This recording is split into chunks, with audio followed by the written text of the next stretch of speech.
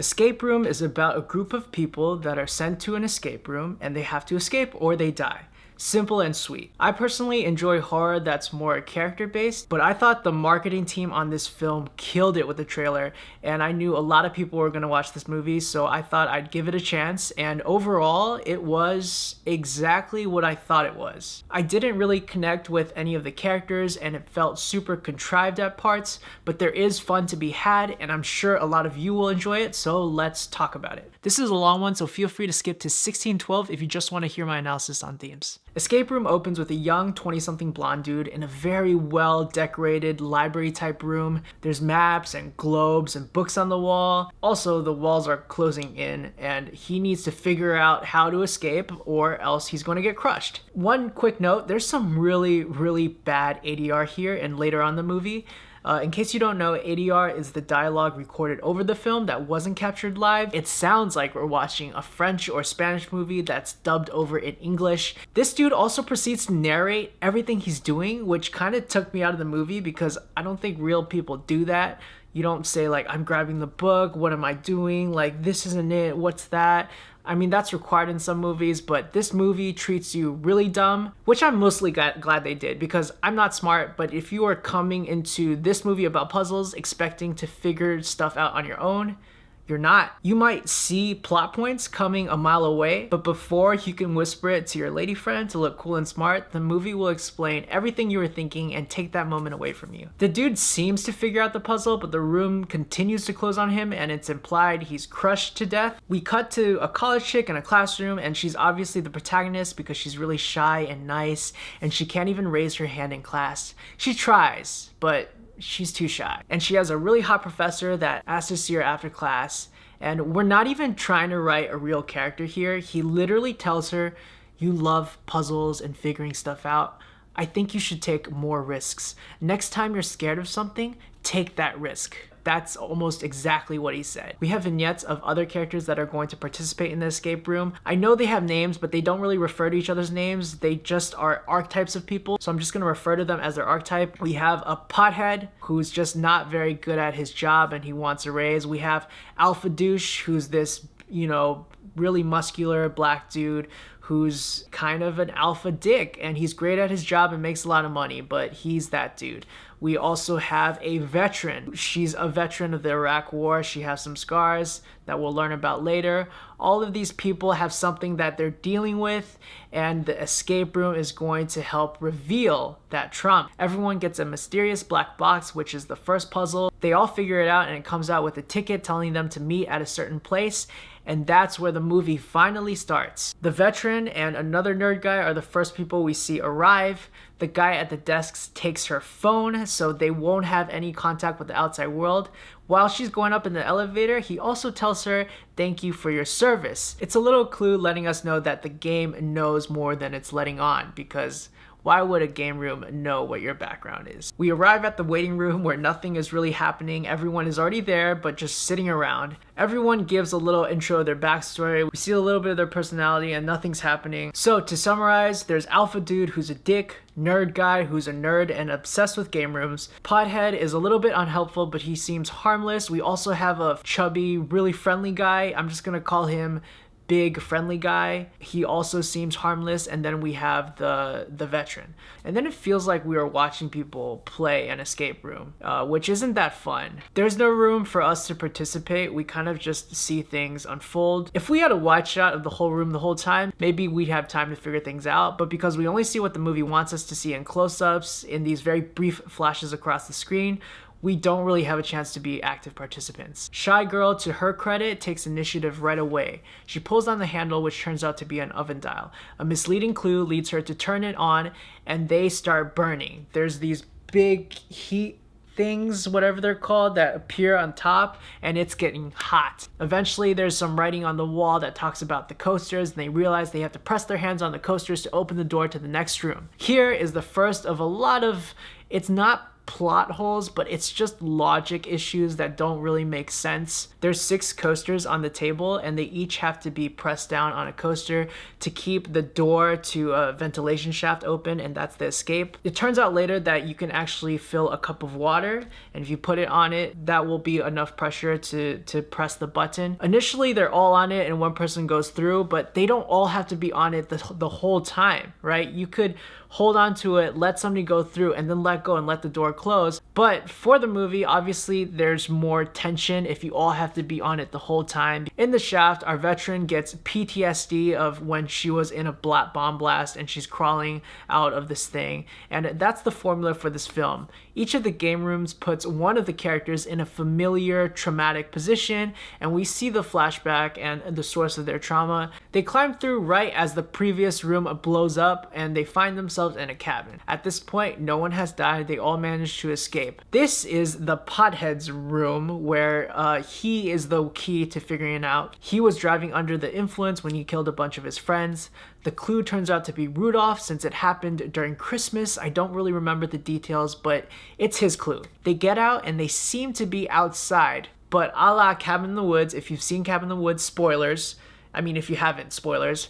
There's walls and it's a projection. It looks like they're outside, but they're actually still in a big room, but it feels cold and there's a very real big sheet of ice. It borrows ideas from such better movies, and I'm not saying Cabin in the Woods is the only one that can have this type of manipulative environment, but it exists, so the comparisons are going to be inevitable. While Cabin in the Woods had such naturalistic dialogue and our characters felt real, our characters here feel like they're in a movie, so that's a big difference. There's a really bizarre bit when the nerd falls through the ice and all of a sudden everyone turns on the pothead. That just didn't feel natural. It felt like, hey, we need some conflict here, so let's all gang up on him. Up till the end of this scene, which we're about 40-50 minutes in, besides the alpha guy being a dick, they've actually worked together really well, which is nice, but it's also a reason there's no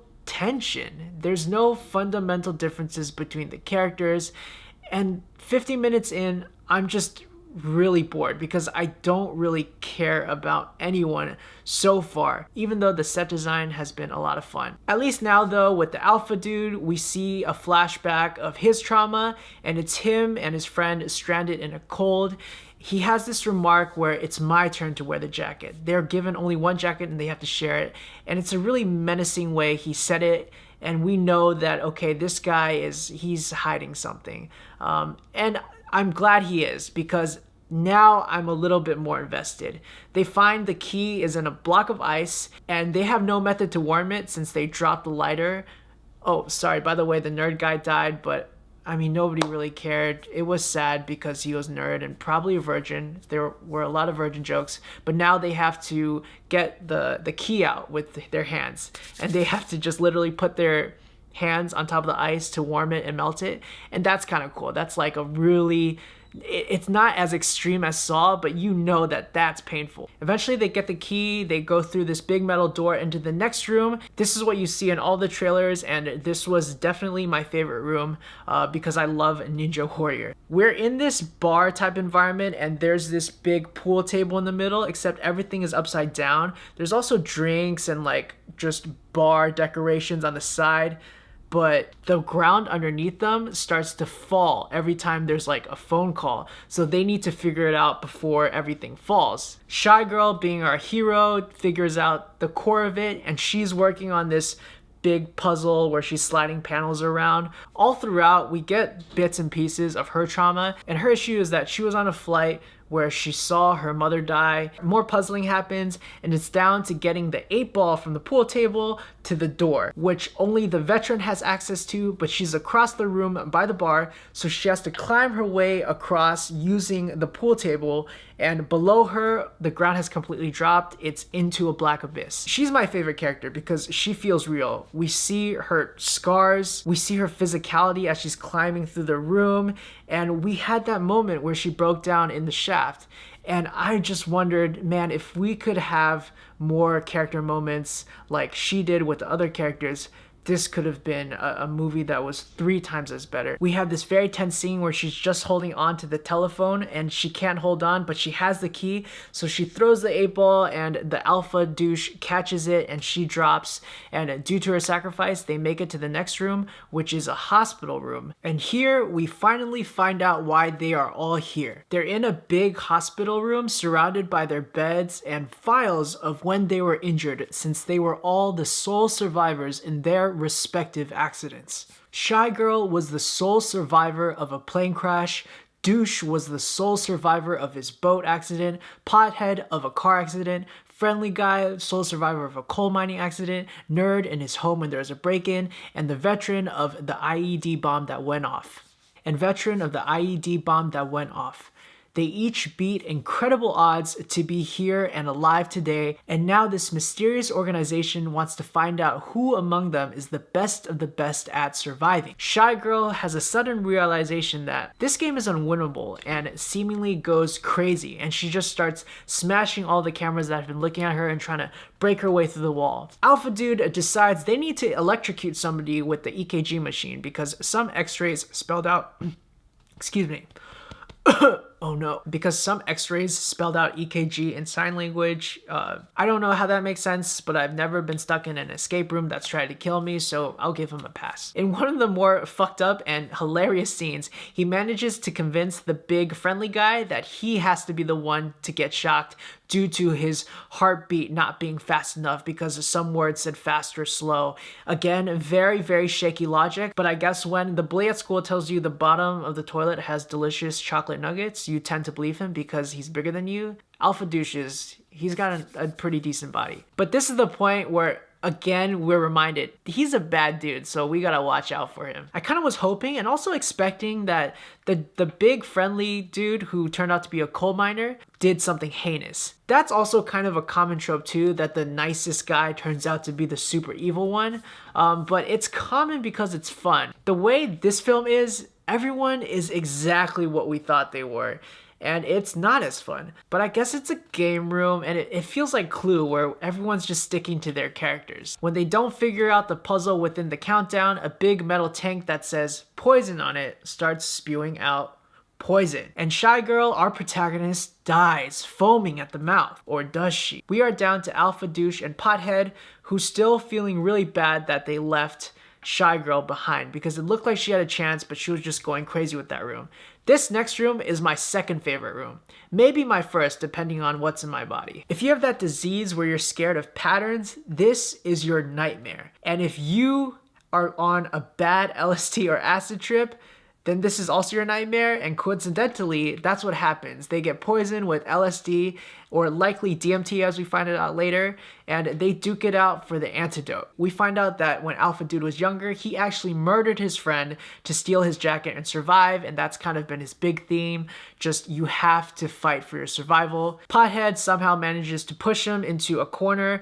Alpha Dude hits his head and dies. Maybe Pothead had more practice under the influence. Pothead drops down into the opening scene library place. Oh snap. He's the guy from the beginning. What a twist. I don't know if it's a twist. I remember when I saw him in the beginning of the movie, I wondered if he was the same guy, but I wasn't positive because he's so dirty in the opening scene and he looks like such a pothead in the later ones. It's just polar opposites, right? Well, back in the library scene, it turns out just before he's crushed, a door opens and Pothead escapes into the largest final exposition room where there's a big bearded man that we have never seen before, and he explains how they are part of this project experiment betting thing where they want to see if it's luck that someone survives or if it's something that they fight for. But it seems like the movie didn't really make a hard choice of what this was, and they kind of kept it vague by again talking about all these factors, how they were making bets, how this was an experiment, how it was for entertainment. Which one is it? I don't know. It's all of them. Who knows? Now that I'm thinking back to this scene, I probably shouldn't even be explaining this movie because this this dude literally just explains everything that happened and even gives like a brief recap. Shy Girl's surprise turns up not dead. She managed to find some oxygen valves in that poisoned hospital room, got the jump on some masked people cleaning up, and takes one of their guns. She finds Pothead, teams up with him to fight Bearded Guy, who's really strong, but it's 2 against 1 and they manage to put a couple bullets in him. Yay, that's ending number 1. Now, taken straight from Lord of the Rings, we have 3 additional endings because they want to cover their bases and they also want to set up a quintilogy. Next scene, we're at a hospital to see that Pothead and Shy Girl are okay. Cops take Shy Girl to the scene of the crime and the place has been cleaned out. There's no proof that anything she experienced actually happened. There's a very suspicious police dude, not just because he's Asian, but because he's suspicious and because he's Asian, which is weird, right? Flash forward sometime later, Pothead and Shy Girl look very healthy, but Shy Girl has a big binder and she's still super obsessed with what happened. She convinces him that we need to figure out what this organization was or is and take it down. They agree to fly to where she thinks this whole organization is located and cut to a plane on fire playing an escape room type puzzle. There's 2 stewardesses and they're trying to figure out this code and they're so close to cracking it and they finally manage to open the door, but they fail and it explodes on a mountain, and then we cut back to a wide and it's all a simulation. They're in a fake plane in this big hangar and we have this like mysterious black looking dude on the video chat, and he's telling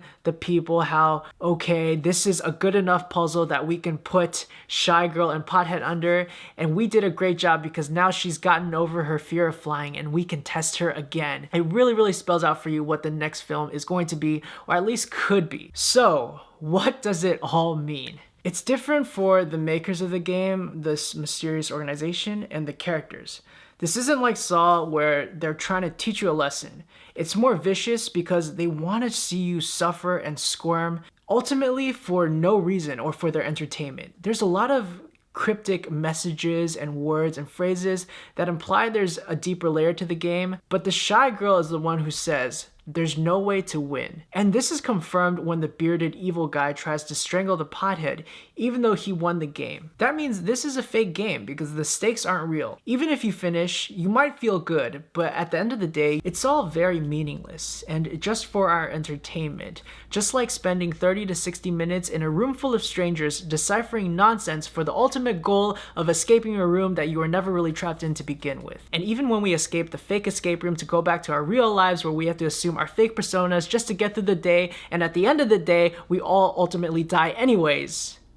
Maybe we are all in an escape room. And what they're trying to say is no matter what you do, no matter how you play the game, there is no escape. And I gotta get out of here.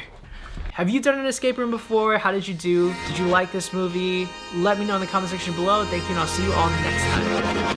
Thank you all so much for watching. I did an escape room once and I kind of just hovered and pretended to help while my much smarter friends were figuring stuff out, and we didn't escape, so maybe I'm not as not dumb as they are.